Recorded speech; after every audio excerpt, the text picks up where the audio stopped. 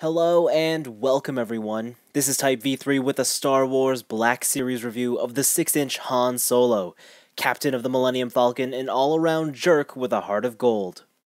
Han Solo's certainly handsome. He's got a nice slender build, appropriately tight pants, and beautifully sculpted hair.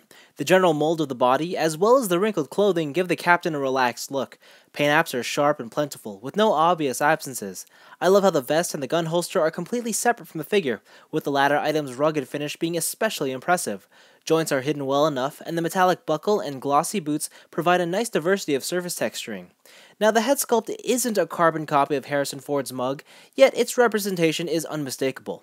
My only complaint is with the arms. They just seem a tad lanky. It's not that big a deal though, as everything else about this figure looks absolutely great. Articulation starts with a nice ball hinge neck joint that has some decent tilting action to it. The torso is on this huge ball joint which can go in every direction pretty well. The shoulders are on a nice ball hinge. The only problem with it is that the ball actually sticks out and looks a little bit weird. Thankfully, this vest does a good job at covering it up. The elbows are on a ball hinge as well, and there disappointingly only is a 90-degree bend.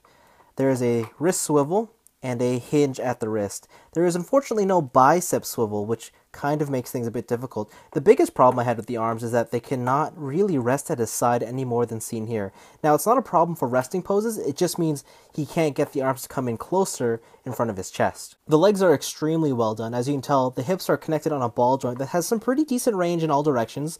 There's a thigh cut, double jointed knees, and the boots have a hinge and have a rocker joint. Unfortunately, they just don't swivel. Even with this little accessory holster here, that doesn't really impede movement at all, so surprising to see that he can still use all of his articulation there. Han Solo's articulation is just good. The limitations in the arms are what really hold him back. Personally, I would have liked more posability in the arms rather than the legs. Still, this figure can hit all the simple poses seen in the movies. While the captain doesn't come with a plethora of accessories, there was still more included than I expected. First up, his trusty blaster. You can pull it out of the holster and it fits snugly in the figure's right hand. While it isn't too detailed, there's enough paint here to keep it from being bland. Next is the Stormtrooper gun and holster combination. It serves the same purpose as Han Solo's default gear, only this time emulating a specific scene in the first Star Wars film. It's a neat inclusion, but not one I'm very interested in. Finally, you get a pair of swappable hands. Their shape is nearly identical to what's already on the figure, however these hands are sporting some flashy pilot gloves.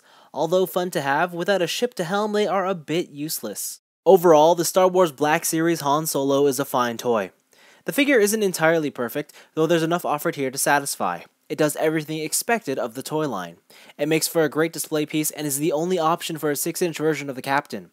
Obviously, this isn't the best action figure on the market, and at $20, I wouldn't even call it the best bang for your buck either.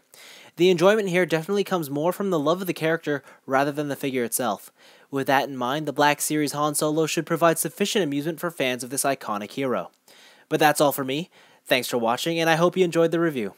I'll see you next time.